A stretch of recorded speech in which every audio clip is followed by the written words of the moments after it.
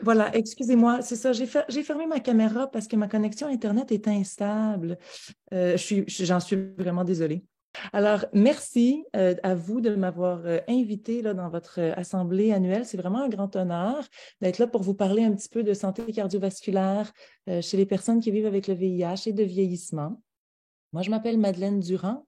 Moi, je suis médecin spécialiste en médecine interne. Je travaille au CHUM à Montréal. J'ai fait ma médecine à Québec. J'ai gradué en 2009. J'ai fait un fellowship en épidémiologie, moi. Et puis, c'est ça ma formation de recherche. Maintenant, je suis clinicienne-chercheur au CHUM. J'ai commencé en 2013 ma carrière de recherche.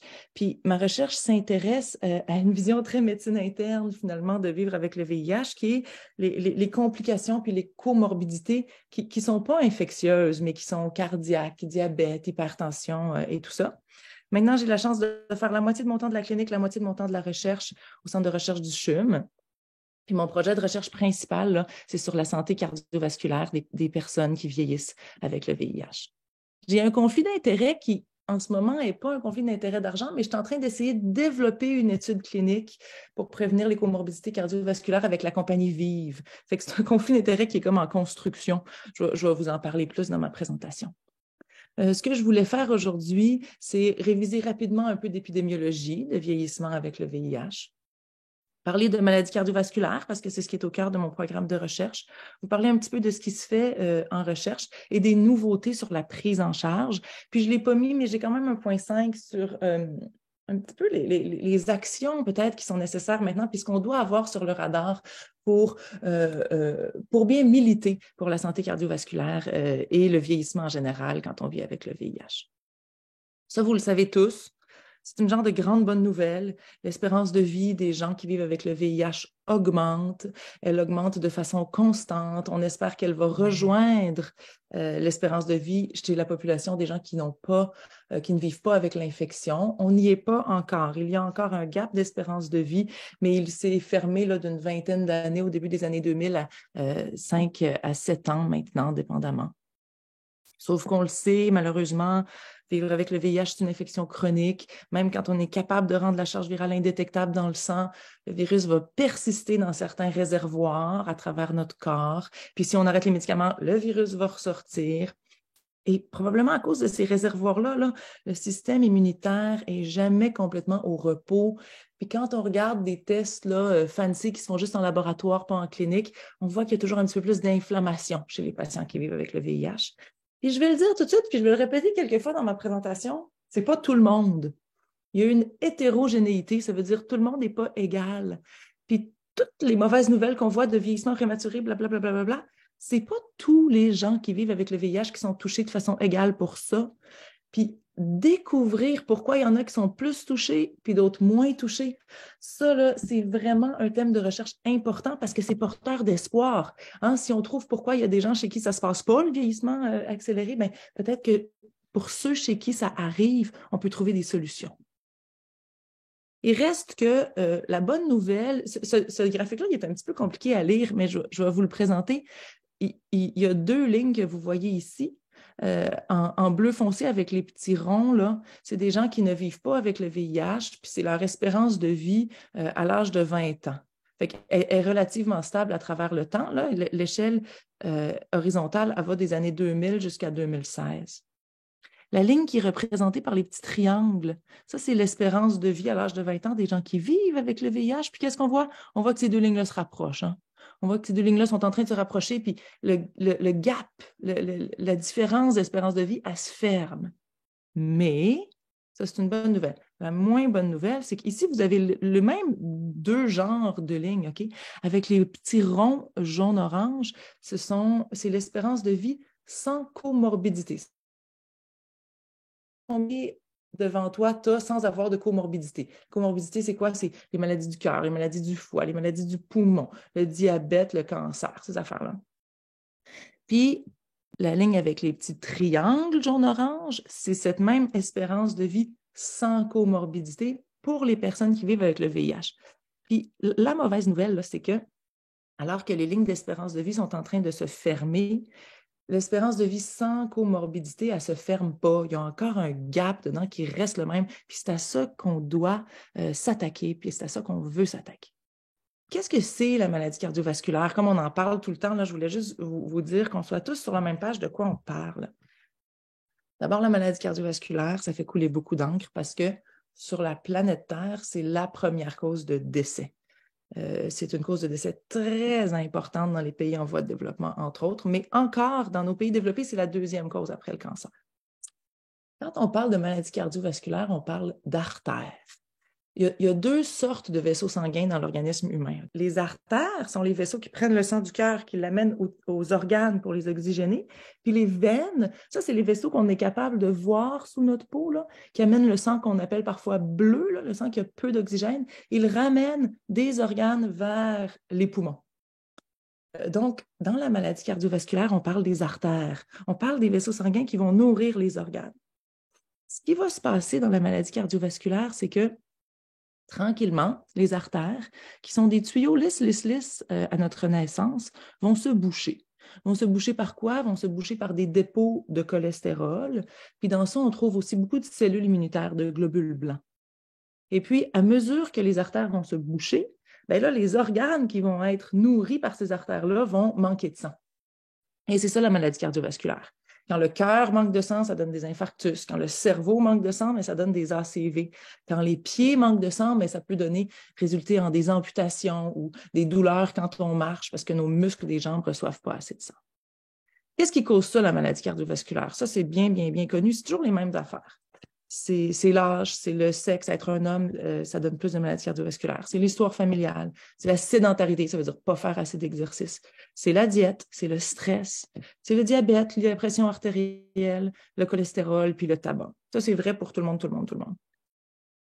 Qu'est-ce qui arrive dans la maladie cardiovasculaire en présence du virus du VIH? Bien, les facteurs de risque traditionnels, là, les mots en jaune sur la diapositive précédente, ils sont toujours là. Malheureusement, on n'y échappe pas, donc eux, ils demeurent importants. Mais il y a toutes sortes d'autres affaires qui s'ajoutent au casse-tête, hein? Ces antirétroviraux qu'on doit prendre toute notre vie, la persistance du virus dans les réservoirs, puis l'inflammation chronique.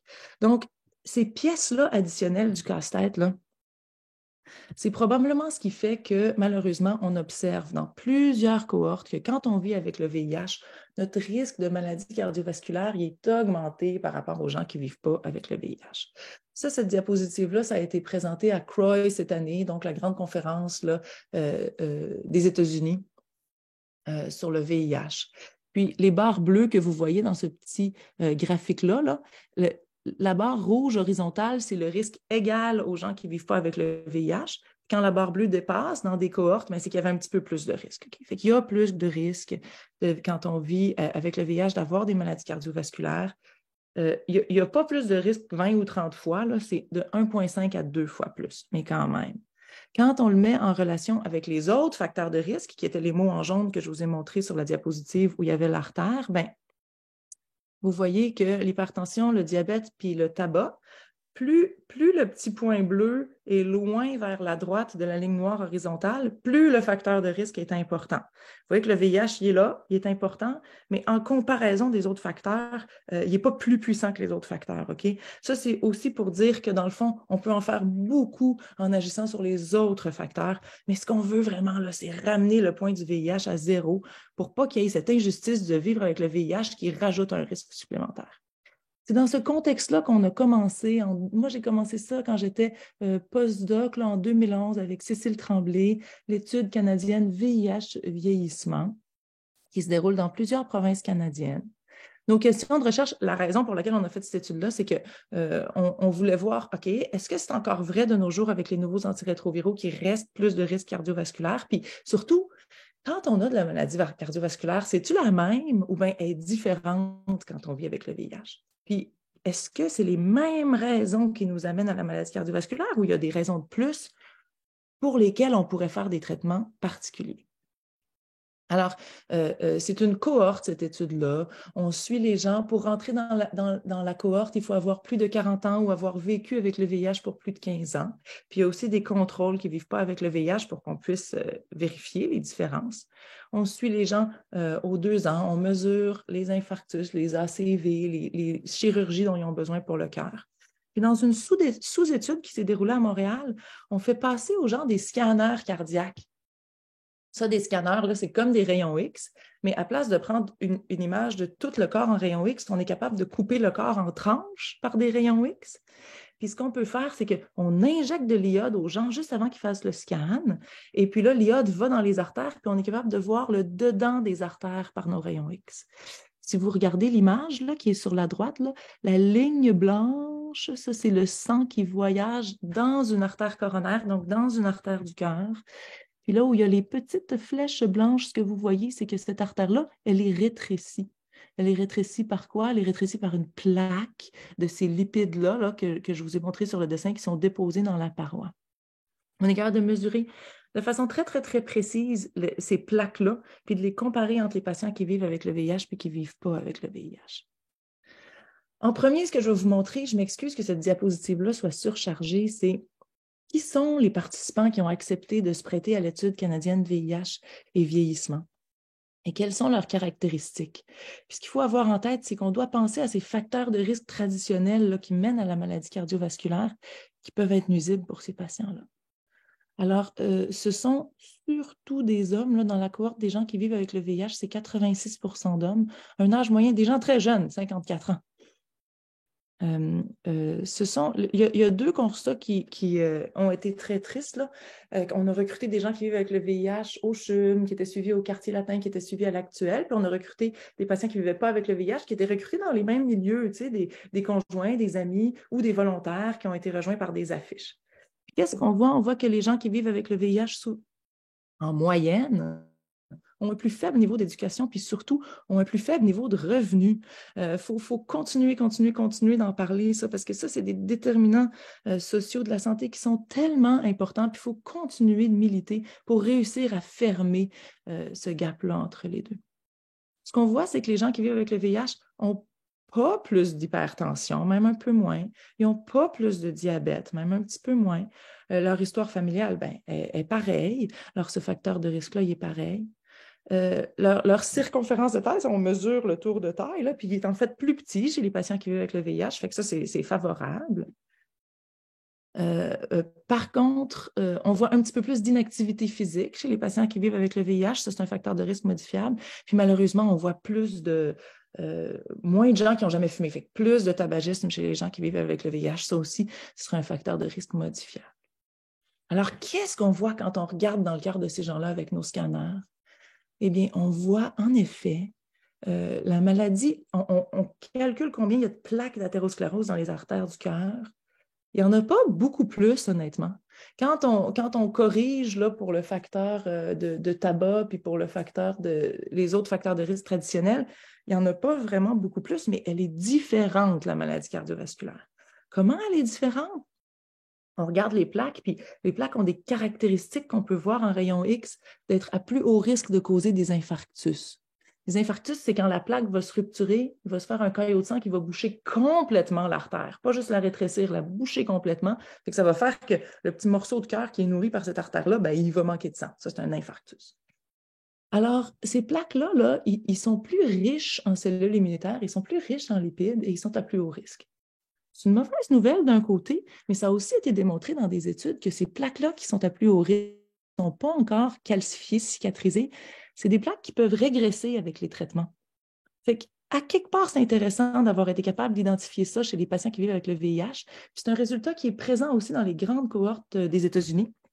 Parce que pour moi, c'est un résultat qui nous dit qu'on va peut-être être capable d'avoir des traitements spécifiques pour ces patients.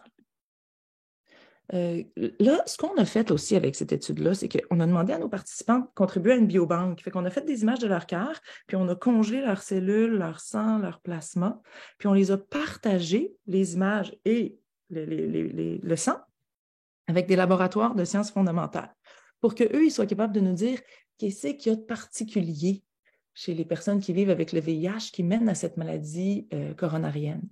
Donc, avec le laboratoire de Cécile Tremblay et de Mohamed Elfar, eux autres, ils ont regardé des molécules de l'inflammation. Eux, la molécule qu'ils regardent, elle s'appelle l'IL-32. Vous savez, avec les laboratoires de sciences fondamentales, on est beaucoup dans les chiffres et les lettres, là. Des fois, c'est difficile de s'y retrouver. Mais en gros, l'IL-32, c'est un messager de l'inflammation qui circule entre les cellules. Puis qu'est-ce qu'on trouve? On trouve que son profil est différent chez les patients qui vivent avec le VIH qui ont plus de maladies coronariennes. Fait que ça, c'est une étude qui est en développement, qui a même reçu des fonds du NIH, le National Institute of Health des États-Unis, pour continuer. Puis moi, j'espère que dans quelques années, on va être capable de trouver exactement les messagers de l'inflammation qui sont différents, qui sont plus importants, parce qu'on pourrait les bloquer avec des traitements. Ça a mené Mohamed à faire cette espèce de... C'est Mohamed Elfar qui a fait ça. Lui, il pense que l'IL-32 est vraiment au cœur de toute une cascade d'inflammation qui se passe dans le corps. Oui, qui pourrait faire vieillir le cœur plus vite, mais qui pourrait aussi faire plus vite, donner plus de fragilité. Et ça, c'est un grand programme de recherche que lui, il a avec les Instituts nationaux de la santé des États-Unis pour essayer d'identifier des cibles de traitement. En étude du mosus de virus lui-même, qu'on sait qu'il reste dans les réservoirs, mais on a partagé la biobanque de l'étude avec Nicolas Chaumont, qui est au CHUM, parce que lui, il est capable de mesurer les réservoirs, le virus qui reste caché dans le corps. Puis qu'est-ce qu'il a regardé, qu'est-ce qu'il a vu? Il a vu que quand les réservoirs étaient plus grands, il y avait tendance d'avoir plus de maladies cardiovasculaires. Ça, ces espèces de graphiques-là avec plein de points puis des colonnes, là, la façon de les lire, c'est que plus le point est haut sur l'échelle verticale, plus il y a de virus dans les réservoirs. Puis la première colonne de points, celle qui est écrite CVD-, c'est les gens qui n'ont pas de maladie cardiovasculaire. Puis la deuxième colonne, c'est les gens qui ont de la maladie cardiovasculaire. Fait que vous voyez qu'en moyenne, les réservoirs sont plus élevés chez les gens qui ont de la maladie cardiovasculaire que chez ceux qui n'en ont pas. Puis le B, là, ben, c'est comme la même affaire, sauf que Nicolas a mesuré les réservoirs d'une autre façon, mais l'interprétation est la même. Fait que sur quoi je voudrais attirer votre attention ici? C'est sûr qu'en moyenne, quand tu as plus de réservoirs, tu as plus de maladies cardiovasculaires, mais regardez l'hétérogénéité. Regardez comme tout le monde n'est pas à la même place. Il y a plein de gens qui n'ont pas de maladies cardiovasculaires. Fait que étudier ça, ça vaut la peine parce qu'on peut étudier les gens différents, puis on va pouvoir trouver des façons de faire mieux pour les gens qui ont de la maladie cardiovasculaire. En lien avec, quand on a vu ça, là, que Nicolas a trouvé que, wow, plus de réservoirs, ça peut donner plus de maladies cardiovasculaires, on a partagé aussi nos échantillons avec Andrés Finzi puis Mehdi.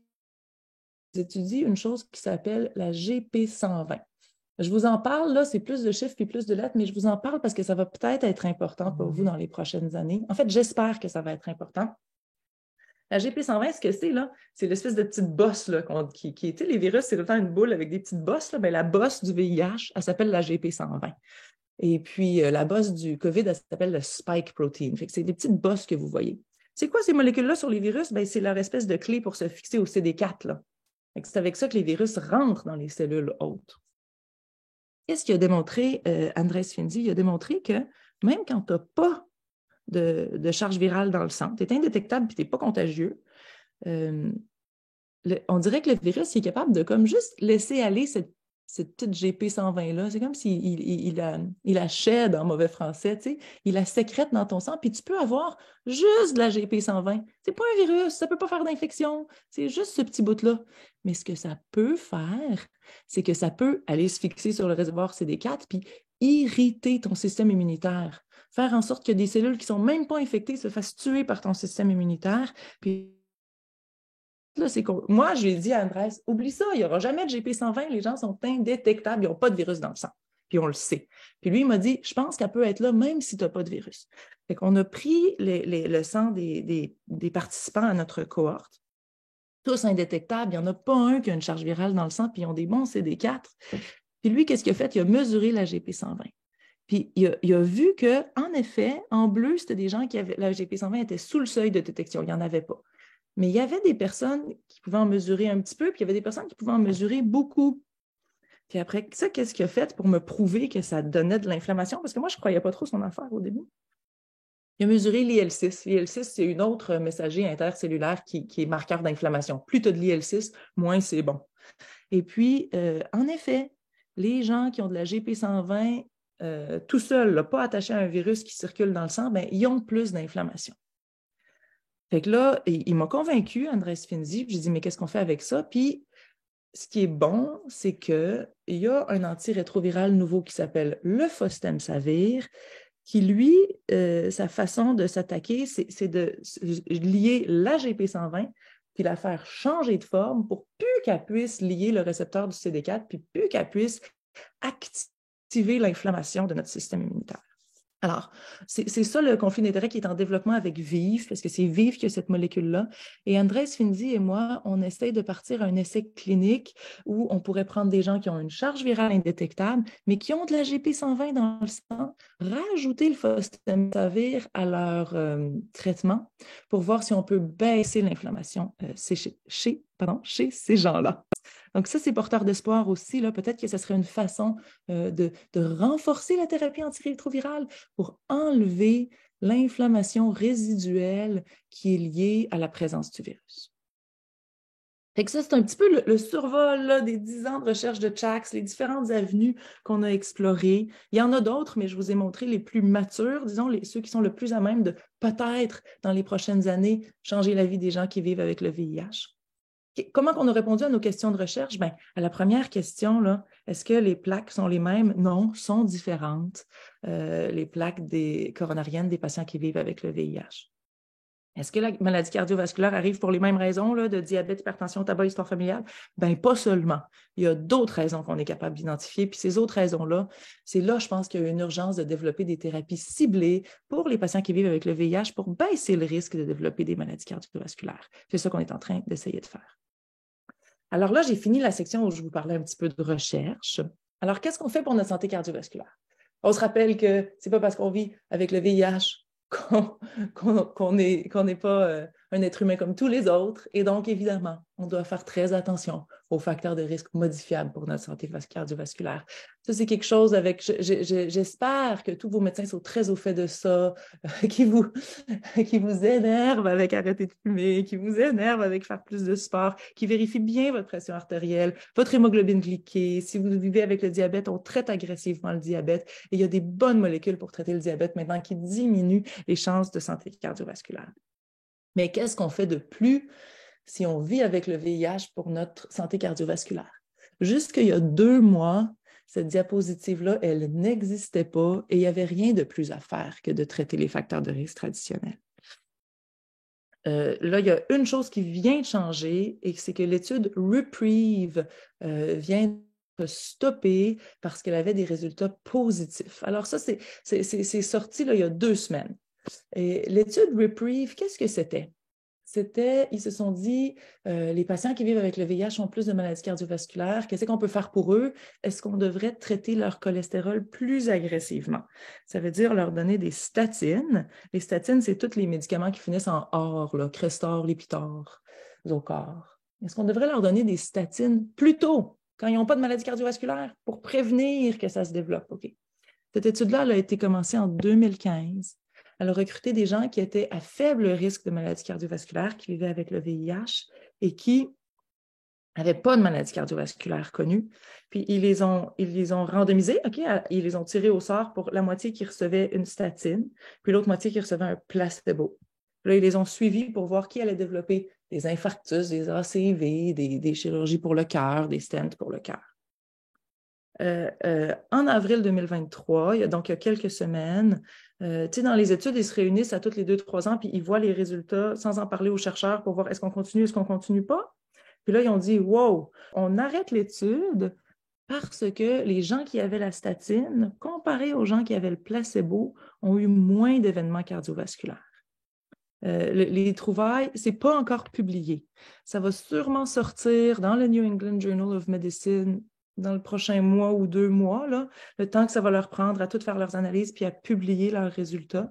Ce qu'on a pour le moment, c'est des communiqués de presse. Les communiqués de presse, ce qu'ils disent, c'est qu'il y a une diminution d'environ 30% des événements cardiovasculaires dans le groupe statine. C'est des gens qui étaient à faible risque. Ce n'est pas beaucoup d'événements. C'est moins qu'1% d'événements par année, mais quand même, ceux qui étaient dans le groupe qui prenaient la statine ont eu moins d'événements. Est-ce que ça change quelque chose pour les gens qui vivent avec le VIH? Bien, ça peut changer des choses pour beaucoup de personnes qui vivent avec le VIH, ça. Si on a déjà une maladie cardiovasculaire ou qu'on prend déjà une statine, ça ne change rien pour nous.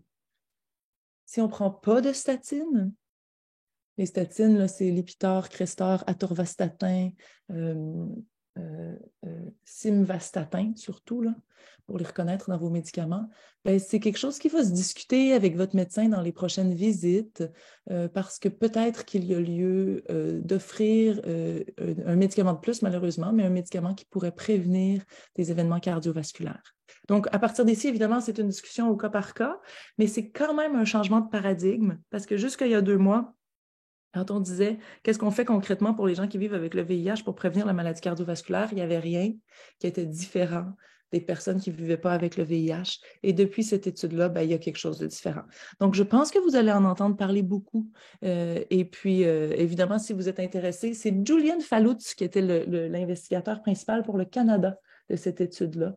Donc, lui, j'imagine, va aussi partir dans une série de conférences pour expliquer les résultats là, de cette étude-là. Moi, pour le moment, j'attends la publication officielle, évidemment, mais je commence à me préparer là, à avoir ces discussions-là avec mes patients. L'autre grande question, là, puis tu sais, nous, on a fait des scanners cardiaques puis des Dopplers des carotides aussi dans l'étude canadienne VIH vieillissement, c'est est-ce qu'on devrait faire plus de tests? Puis ça, c'est une question qui est bien difficile à répondre. Pour le moment, il n'y en a pas de plus de tests de recommandés, comme des scanners cardiaques ou des tapis d'effort ou des Dopplers pour les patients qui vivent avec le VIH. C'est les mêmes recommandations que pour les gens qui ne vivent pas avec le VIH. C'est sûr que c'est bien important d'être conscient du risque cardiovasculaire, de faire ce qu'on peut pour la modification des facteurs de risque, vérifier qu'on n'a pas le diabète, contrôler sa pression artérielle, parler de cholestérol, surtout à la lumière de l'étude REPRIEVE avec votre médecin. Mais pour le moment, là, il n'y a pas de bénéfice clinique à faire ces tests-là. Il y a beaucoup, beaucoup, beaucoup de bénéfices dans les études parce que ça nous permet, en lien avec les biobanques, d'identifier des nouveaux chemins qu'on pourrait traiter pour mitiger le risque cardiovasculaire. Mais le bénéfice clinique pour les patients de se soumettre à ces tests-là, au jour d'aujourd'hui, il n'est pas démontré. Fait que je ne pense pas que demander des tests supplémentaires, c'est nécessaire. C'est vraiment de discuter de ces symptômes avec son médecin. Puis c'est sûr que si jamais on a un symptôme qui est préoccupant, une nouvelle douleur à l'effort dans la poitrine, ben, on en parle avec notre médecin, puis là, on fait cette investigation-là. Et ça, c'est vrai pour la population générale, que ce soit des gens qui vivent avec le VIH ou pas.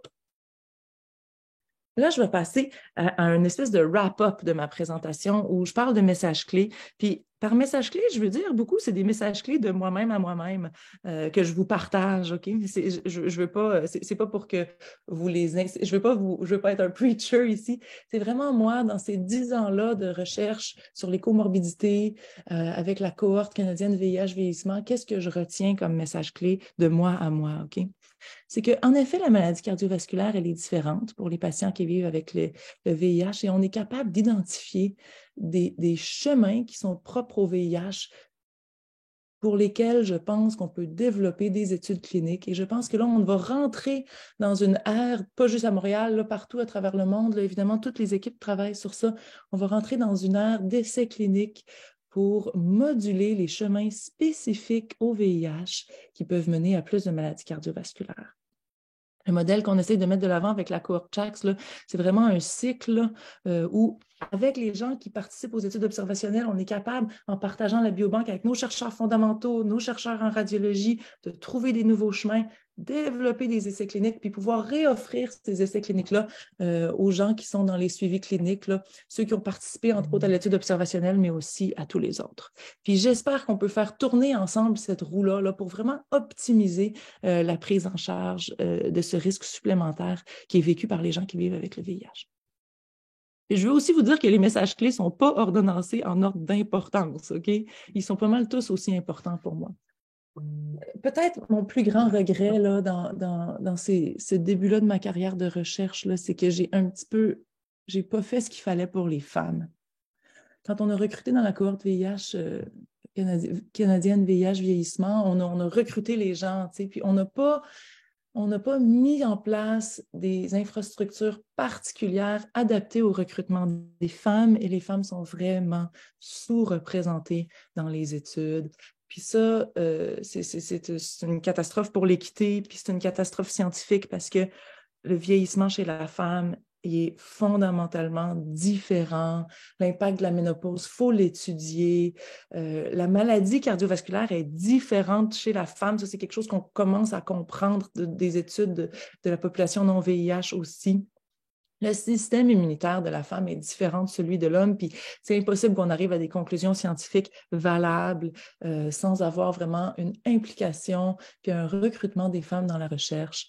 Donc, on cherche activement à recruter des femmes, puis c'est quelque chose, c'est comme une demande que j'ai vers vous, là, si vous avez des idées pour m'aider, je cherche activement à recruter des femmes qui vivent avec le VIH pour évaluer leur santé cardiovasculaire. On les suit au CHUM, je les suis dans la clinique de médecine interne.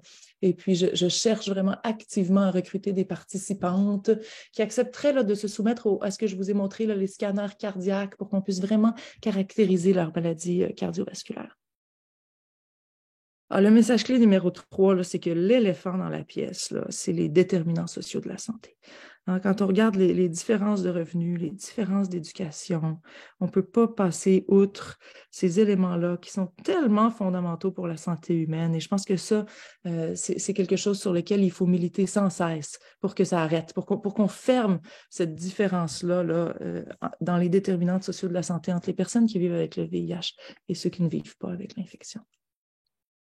Le message clé numéro 4 pour moi, c'est que, wow, le vieillissement, c'est tellement une expérience hétérogène. Il y a des personnes qui vivent avec le VIH qui ne montrent aucun vieillissement prématuré. Ça, c'est porteur d'espoir. Puis c'est aussi une expérience qui est difficile à mesurer. Tu sais, quand tu es cardiologue, quand on faisait des essais cliniques d'antirétroviraux, c'était assez simple. On mesurait la charge virale, c'était supprimé, on était content. Mais là, comment tu mesures ça, un vieillissement réussi? Comment tu mesures ça, l'ensemble de l'impact des comorbidités sur un individu? Bien, moi, ce que je réalise avec ma recherche, c'est que les chercheurs, on n'est pas bon pour ça et on n'est pas suffisant pour dire comment on fait pour évaluer nos interventions. Et la seule bonne façon de définir les issues des études cliniques à venir, c'est qu'elles soient co-définies. C'est qu'elles soient co-définies avec les gens qui vivent, qui ont des expériences vécues et avec les chercheurs pour qu'on réussisse à développer des outils ensemble qui vont mesurer les choses importantes puis qui vont les mesurer d'une façon scientifique pour qu'on soit capable, nous autres, de comparer. Puis ça, c'est vraiment un appel à votre participation. Moi, j'espère sous peu mettre en place un projet justement pour qu'on co-définisse les points d'aboutissement qui vont être mesurés dans les essais cliniques sur le fostemsavir qu'on essaie de mettre en place. Et j'espère pouvoir vous compter parmi nous dans des comités paritaires là, de personnes avec expérience vécue et de chercheurs pour co-définir ce qu'on doit mesurer. Puis, c'est pas juste ici, ils vont en avoir plein des études qui vont venir, des études cliniques sur mieux vieillir. Et puis, c'est super important que les outcomes qui soient mesurés soient les outcomes qui vous tiennent à cœur. Finalement, indétectable égale intransmissible. Tiens, j'aurais aimé ça être à votre séance avant sur ça. Wow, moi j'y pense à ça. Quelle révolution au niveau légal, au niveau social, à quel point il faut que ça perfuse dans la population générale. Pas plus tard que le printemps dernier, ça veut dire que ça fait 1 an, j'ai eu la chance de présenter mon programme de recherche aux chercheurs du CRCHUM. Okay? C'était comme un colloque de CRCHUM. Fait qu'il y avait à peu près 250 personnes dans cette salle-là, puis c'est des chercheurs de tous les domaines du CRCHUM, mais tous des chercheurs en santé quand même. Là, je leur ai présenté ça, là, indétectable égale intransmissible, sous forme de questions. Je leur ai dit, qui sait ce que ça veut dire, ça, I égale I ou U égale U en anglais? Et puis, croyez-le ou non, il y a eu 2 mains qui se sont levées dans la salle. C'était 2 chercheurs du domaine de VIH. Puis là, je me suis dit, mais quelle catastrophe! Ces gens-là sont des acteurs du milieu de la santé, sont des chercheurs, puis ils n'ont aucune idée. Fait que c'est tellement important qu'on véhicule ce message-là à plein de niveaux. Mais entre autres, une chose I égale I, ça transforme notre façon de faire de la recherche. On ne peut plus, on ne doit pas cantonner la recherche sur le VIH dans la recherche sur les infections transmises par le sang et par le sexe. Ce n'est pas transmissible, cette affaire-là. Ce n'est pas une ITSS une fois que c'est indétectable. Donc, puis le paradigme des ITSS, là, il est souvent pas utile, puis il peut être nuisible. Je ne vois pas pourquoi on soumettrait des participants à la recherche à un questionnaire de 36 questions sur les habitudes sexuelles. Ça n'a aucune pertinence dans la recherche quand on voit le VIH comme une maladie chronique non contagieuse, ce que c'est. Puis là, il faut faire attention. Moi, je suis très, très, très inquiète par la mouvance de nos grands financeurs de recherche. L'Agence canadienne de santé publique a refait son plan d'action stratégique qui auparavant s'appelait le plan d'action stratégique sur le VIH et les ITSS. Et là, dans leur nouvelle mouture qui sort là, ils ont enlevé le VIH. Puis là, ça s'appelle juste le plan d'action stratégique sur les ITSS. Bien, je ne veux pas dire qu'on n'a pas besoin de recherche sur les ITSS, mais je veux dire qu'on a besoin de recherche avec des paradigmes de recherche sur le VIH comme une maladie chronique non contagieuse. Et ça, je pense que c'est quelque chose qu'il faut remonter. Moi, j'essaie de militer beaucoup pour ça à tous les niveaux là, pour les bailleurs de fonds pour la recherche. Et finalement, je vais vous faire une petite annonce qui me vient de Kate Merzin de Realize. Alors, Realize, c'est cette organisation pan-canadienne là, de réadaptation qui travaille beaucoup en VIH. Et eux ont mis sur pied, avec des collaborateurs internationaux, ce qui s'appelle iCope. Je m'excuse, ça, c'est les diapos de Kate et je n'ai pas eu le temps de les traduire complètement. Mais c'est la coalition internationale des personnes plus âgés qui vivent avec le VIH. C'est tout un réseau d'individus vraiment ancrés dans le communautaire, qui veulent militer là, pour optimiser la qualité de vie, placer les individus qui vieillissent avec l'infection au cœur de toutes les décisions. Et puis, je vous en parle parce qu'ils sont en train de se constituer et ils cherchent des membres pour leur comité directeur. Excusez-moi de ne pas avoir traduit là, la description parce qu'elle m'a envoyé ça hier soir. Et ici, sur la diapositive, vous avez le lien vers un SurveyMonkey qui est finalement la façon avec laquelle vous pouvez appliquer pour être membre de ce comité directeur international. Moi, j'ai participé à certaines de leurs discussions et c'était formidablement intéressant et positif comme discussion. J'ai été très honorée d'être là, puis je vais évidemment me tenir au courant là, de leurs actions, mais c'est un comité directeur qui est pour et par les personnes avec expérience vécue. Alors, je vais partager, évidemment, je crois que j'ai partagé déjà mes diapositives avec Ken, donc vous pourrez avoir le lien là, facilement si jamais ça vous intéresse d'appliquer pour être membre de ce comité. Et puis avec ça, il me reste à remercier là, toute mon équipe de recherche, plusieurs d'entre vous qui m'ont vraiment aidé à former ma pensée au fil des années, puis qui ont énormément contribué à notre cohorte. Et puis voilà, ce serait la fin de ma présentation.